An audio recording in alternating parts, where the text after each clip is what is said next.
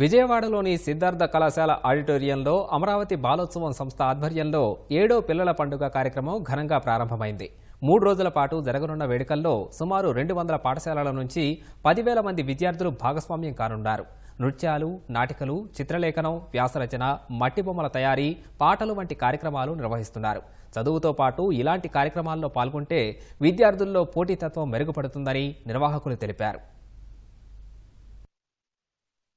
అమరావతి బాలోత్సవం 7వ పిల్లల పండుగ ఈ రోజు, రేపు, ఎల్లుండు సిద్ధార్థ కాలేజీలో చాలా ఘనంగా ప్రారంభమయ్యాయి. 200 స్కూళ్ల నుంచి 15,000 మంది విద్యార్థులు పార్టిసిపేట్ చేయడం జరిగింది. 60 అంశాల మీద కార్యక్రమాలు అనేటువంటివి జరుగుతా ఉన్నాయి. ఒకేసారి 12 వేదికల మీద ఈ కార్యక్రమం జరుగుతా ఉన్నది. ప్రముఖ శాస్త్రవేత్తల తాలూకు జ్ఞాపకాలతోటి వారిని గుర్తు చేస్తూ రాబోతున్న తరాలకు వాళ్ళని పరిచయం చేయాలని చెప్పి ఉద్దేశంతో ఆ శాస్త్రవేత్తల పేరుతోటి ఆ వేదికలు మొత్తం కూడా ఏర్పాటు చేయడం జరిగింది. అమరావతి బాలోత్సవం సంబంధించినటువంటి ఈ కార్యక్రమానికి ఎంతో సహకరిస్తున్నటువంటి దాతలు, అదేవిధంగా స్కూల్ యాజమాన్యాలు అందరికీ కూడా హృదయపూర్వక ధన్యవాదాలు తెలియజేసుకుంటా ఉన్నాం. అవకాశాన్ని బట్టి ఈ ఒక్కటనేటువంటిదే కాకుండా సంవత్సరం పొడుగునా కూడా అమరావతి బాలోత్సవం సంబంధించిన కార్యక్రమాలు జరుగుతూ ఉంటాయి. ఎడ్యుకేషన్ అందించాలని చెప్పిన ఉద్దేశంతో ప్రతి స్లమ్ ఏరియాలో కూడా ట్యూషన్ పాయింట్స్ అనేటువంటి ఏర్పాటు చేశాము. మీరందరూ కూడా అమరావతి బాలోత్సవాన్ని ప్రోత్సహించవలసిందిగా కోరుతా ఉన్నాను.